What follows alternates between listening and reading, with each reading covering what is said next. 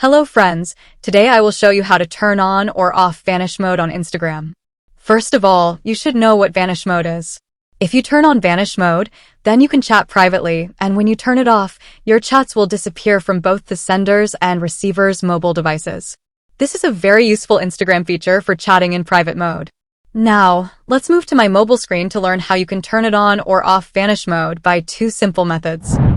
First of all, open the Instagram application and then click on the message icon in the top right corner.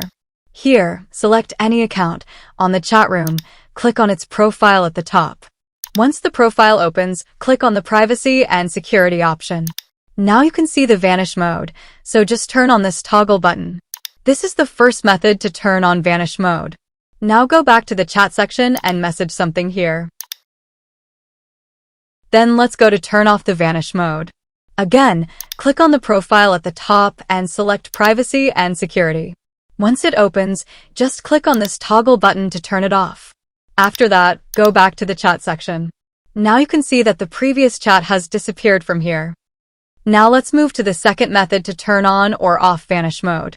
This method is so simple. Just swipe up the screen to turn it on, and again swipe up to turn it off.